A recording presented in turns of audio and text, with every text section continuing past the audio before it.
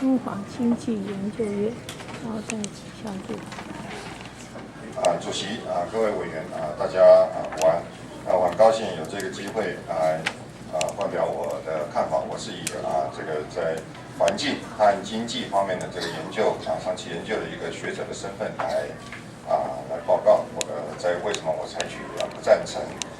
国光石化开发的这个立场的理由。那么另外我要跟各位报告，我在这里主要是要从产业政策和成本效益分析这两个观点来看。那在这里我先跟各位报告，就是我在成本效益分析方面这是我从大学一直到研究所一直到现在长期进行的一个研究工作的一个方向。在这方面我有专著有专书，还有很多的这个论文的发表，所以我必须要以这个成本效益分析专家的身份来看这个问题。因为我看起来你的资料是蛮多的我也很尊重你的这个时间。你看你觉得你要多少时间？我不会全部，我就算了，你这个时间排的，你需要多少时间？我给你10分钟，10分钟好吧？好，谢谢，非常谢谢主席让我有10分钟预约的时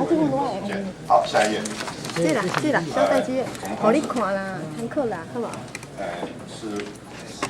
跟你讲就好了好，那我这是这几点的内容，那我只讲一些重点资料已经发在各位的手上，所以其他的资料就请各位这个自己参考。好，那么我在下一页。我首先在永续发展下一页。我想就永续发展的意义大家都晓得，那我在这里特别要强调一点，就是说最重要的一个意义就是我们的社会和经济的这个系统的这个发展必须要受到一定会受到我们的生态系统，也就是我们的环境资源的这个限制条件在这个限制之下来发展。如果超过了这个限制条件的发展呢，那一定是造成了环境的污染问题有害于不只是我们现代的人，而且是我们后代的子孙。下一页。那么这都是下一页这个是我们代表我们过去的这个长期的一个情况，跟其他的这些先进国家相比，我们台湾在2000年以来，我们的经济成长率呢是比较平缓的。可是呢，我们的这个污染的或者是二氧化碳的能源的消费的这个成长率呢是蛮高的。所以呢，现在我们的情况已经是经济成长率整个 GDP 并不高，比这些先进国家都低。可是呢，我们的平均每人的这个能源的消耗量呢是高于这些先进国家。下一页。好，再下一页。那这是我们石化产业的产业链，大家都很清楚。下一页。好，这里呢，我跟各位引述一下我们工业局的这个石化工业政策环评的这个说明书。他认为我们石化工业的政策呢，主要是有这3个原则，一个是稳定供应为原则，第二个是要持续改善污染，第3个是要综合考量环境、社会和经济，这就是永续发展。不过这是一个老的比较 old fashion 的永续发展的这种观念。好，所以呢，根据这个，它定出来的一个政策目标，就是说，乙烯的规模至少得以因应90%的乙烯的需求量为政策目标。就以这个政策目标来规划我们现在的和未来的这个环境石化工业的政策。所以呢，下一页。所以我们可以看到，国光的第1期或者是2期的这个规划呢，就是为了满足这个未来的需求乙烯的需求为考量所设置的一个必须要建设的一个开发案。下一页。那么这也是来自于政策环评，他认为说，我们因为未来的需求量会持续的增加，所以我们的产能必须要持续的增加，所以才能够维持我们的自给率在90%左右。好，下一页。那可是呢，实际上的情形是，我们的石化工业的上中下游的生产的供和需呢，就油品来讲的话，我们已经有这是用2009年的资料来看的话，我们的汽油36%出口，我们的柴油67%是出口的。好，下一页。那么我们的这石化的这些上游的原料，包括乙烯还有中游的这些原料，我们来看的话，尤其是在中游的这些原料就是这一个这种上中游联合的这个工业来看，那我们的中游原料里面有很多的都是出口，而且出口都超过40%或50%。下一页。好，下一页。下一页这个的话，就是用时间序列的观点来看的数据来看，我们的这个石化中油的这22种的这个产品的出口的情形，我们的出口占生产的比例，我用红字来表示大于40%的部分。我们可以看到很多大于40%，尤其是在这个2000年以后有很多的产品呢都是大于40%，所以这样子在下一页。所以这样子来看的话，我这里我就是引述这陈吉仲教授他的这个报告，他认为说，我们如果说单单只看乙烯的需求量的话呢，或者是乙烯的自给率来看的话呢，好像是要维持在一定要维持到90%，可是实际上我们因为中油它乙烯的生产主要是来供给生产中油的这22种产品的话，那么我们的中油的产品已经是很大的一部分是出口的情况之下，那我们相当于乙烯也是有一个大的部分是出口的，所以呢，现在已经是供过于求的这个现况。我们的乙烯还有这个石化工业的生产，这个上中游的这个生产呢，已经是供过于求，这是一个非常重要的一个现象在未来的话，我们预期这个是供过于求的这现象呢是不会有所改善的也就是说供一直是会大于这个需求，因为我们的主要原因是因为我们的下游的这个产业呢，已经有很多都是移出国外去了。下一页。好，那我们石化的工业的这个一些特性大家都知道，就高污染、高耗能，然后另外它的跟其他制造业相比，它的比较低的附加价值。因此呢，在我们的行政院永续会的每年所公布的永续发展指标里面，有一个指标叫做资源耗用型产业生产价值占制造业生产价值的比例。里面呢，资源耗用型产业的定义就包括了石化业在里面。这是一个很清楚的一个定义所以我们呢，在根据这个永续发展指标呢，我们当然是希望这个指标值是越低越好。下一页。好，我们的乙烯的产能现在来看的话，是占全世界总产能占全世界第9名，是低于日本、韩国、美国，还有低于中国大陆。可是呢，下一页我们可以看到，我们平均每人的乙烯的产能呢是第7名，全世界第7名，是高于南韩、美国、日本、马来西亚、德国这些国家。所以说，我们的乙烯的产能已经是全世界名列前茅了，已经是名列前茅了所以这一点是非常重要的一个资讯请大家我们大家都应该把它纳入考量。下一页。好，这个我就跳过去，下一页。这是高耗能，我用这些数据来表示它为什么是高耗能，我就不详细说明。下一页。这高污染这大家清楚。下一页。这个低附加价值也用这些数据来表示石化业的这个附加价值率呢，它是低于整个制造业的低于在整个制造业里面呢，石化工业附加值率是比较低的一个产业。下一页。好，所以呢，我们既然它是一个高污染、高耗能、附加价值又偏低的一个特性，为什么我们整体的规模是那么的大，出口量是那么的大，我们的这些这几家公司呢，它的利润是那么的大？为什么是这样子？那我们认为主要是因为我们呢对各种的生产的投入都有补贴，包括水、土地、能源还有各种污染的排放都没有要求它内部化，然后还有各种的奖励的投资的工具然后呢，另外呢，就油品来讲，出口了还免了货物税免了货物税，过去还免了石油基金、气燃费、空污费等等都免当然今年开始石油基金已经调整过来，必须要缴了。下一页。所以呢，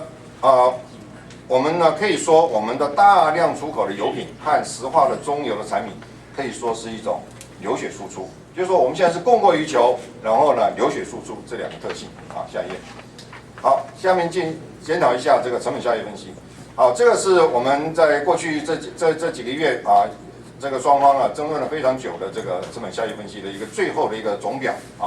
那么这边呢是陈吉仲教授和庄秉杰教授他的针对缩小规模版所做的这个成本和效益的评估。那么这个是国光石化的这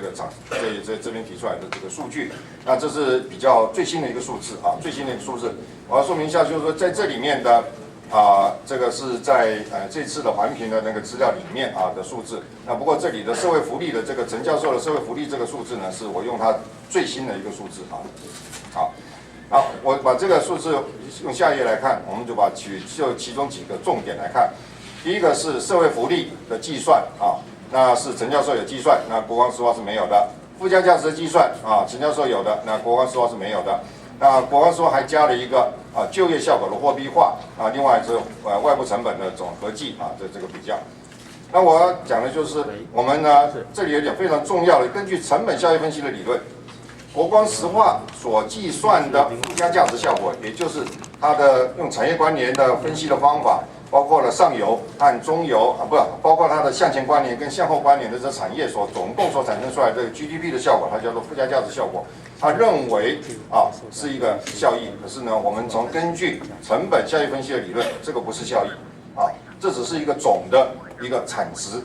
总的产值，它没有减掉成本所以呢，它只是一个对经济的影响我们产值越多，经济影响当然越大。可是呢，它不一定是对我们留下来有更多的效益，因为里头有非常多的这个成本在里面，必须要扣除。所以呢，我们根据这个成本效益分析，正确的效益呢，应该是根据经济学定义的这个社会福利，也就是这里的社会福利的计算，也就包括了生产者剩余和消费者剩余的和。那我就不详细说明这两个定义不过根据陈吉仲的教授呢，他认为这个消费者剩余是318亿到465亿，生产者剩余是105亿。但是呢，根据我们前面的分析，我们发现我们现在的产品呢，石化的上中游的产品，它现在已经是供过于求，所以呢，我们可以预期，国光石化生产之后，它的产品也一样是供过于求，而且是更加的供过于求。也就是说，它在国内的需求就是这么多的情况之下，新增的这个120万吨的这个产能，可能大部分都是要外销，因此呢，在这种情况之下，如果是外国的消费者来消费这些产品的话，那么从成本效益分析观点来看，我们是没有消费者剩余的所以陈吉仲计算这个消费者剩余这部分呢，我认为应该要是为零的。下一页。所以呢，效益呢只剩下生产剩余，生产剩余是什么呢？那就是它的利润这个厂商的利润，国光石化的利润。那我们就根据一个很简单的一个方法，用67在2009年这景气最佳的时候，它的产值和利润之间的一个比例来计算，来估计国光石化未来可能每年的这个利润呢是192亿元，这是一个比较这个高估的一个情况。所以呢，它只有192亿元，这个数字呢是它的这个效益，每年的效益。而这个数字呢，不管是来跟这两方面所做的这些这个外部成本和所做的外部成本来比较的话，都是远小于这两方所做计算出来的外部成本。OK， 好，下一页。好，下面的话我就应该可以快过去，下一页，再下一页。好，那么再下一页。好，这里主要就是说明我们石化的这个下游产业几乎都已经外移投资了。下一页。好，下一页。好，下一页。好，这地方呢，上页。那这个地方我们来看，经济部长施彦祥他的宣布，在去年8月他说了，我们未来的石化工业的政策是以适度规模、严格管理，另外还有一个内需为主、外销为辅。我认为这是非常正确的一个政策的一个方向。好，下一页。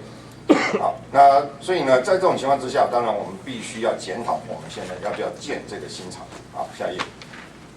政策的建议。所以呢，我们应该不再流血输出应该是以内需为主、外销为辅的原则这个内需呢是要真正的内需，而不是这个就是把原料生产出来的这种的，把它这个当作是内需好，那么所以呢，根据我们刚刚的这个估计呢，我们认为这个效益呢是远小于双方所估计的外部成本。所以呢，在下一页，所以呢，我们建议呢，这经济部跟我们建议是停止推动国光石化，停止推动。那么应该是要以在高雄的这3新4轻的更新来和产能的提升，来更加的高质化整个高雄地区的石化工业作为我们的发展的方向也就是说维持我们现在的规模，可是呢，把它高质化的方向发展。这并不是说就整个石化工业都没有了，反而是朝一个更好的一个方向。我们呢这样子来做，就这样子呢代表说我们现在的这个整个的这个规模已经是足够的情况之下，应该比较适当的一个政策。下面的话还有对于环保署和在下一页是环保署的话，我们认为应该实施区域的总量管制，也就是说乙烯的总量管制要有一个总量管制。然后呢，耗能要总量管制，污染物要总量管制，这种方式来解决它在污染方面的这些现有的厂商的污染方面的问题。我的报告到这里谢谢，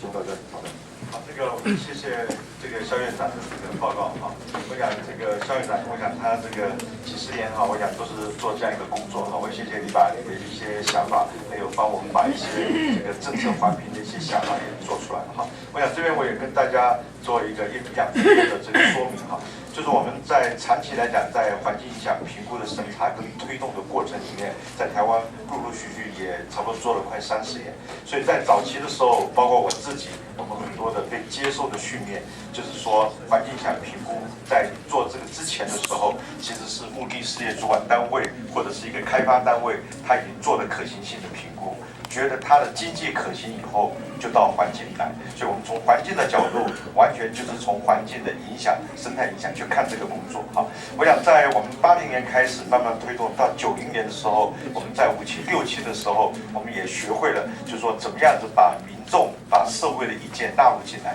所以从环境开始跟社会开始结合在一起了。那我们现在是从永续发展的角度，是要结合社会跟经济跟环境结合在一起，所以我想在这一次的这个国光石化的环境影响评估，确实也是一个非常好的一个公民的教育，让我们大家来体会从环境再到社会面到健康，最后是从永续发展里面怎么样子把国家社会整体的经济效益来做。我想肖院长，过去我们在做绿色国民所得账的时候，从1988年开始，其实怎么样子把所有的外部成本要能够币值化，其实也不是一个很容易做的工作，所以这里面有很多的科学的依据跟相关的假设哈。但是不管怎么样，我们刚刚谢谢这个肖院长把这个整个的整个过程里面让我们了解，所以无形中也让我们其实在座的很多环保的这些老师还有委员，我们的其实压力也蛮大的，因为怎么样子把这么多的这些资料资讯，在这个时间里面，我们能够做一个判断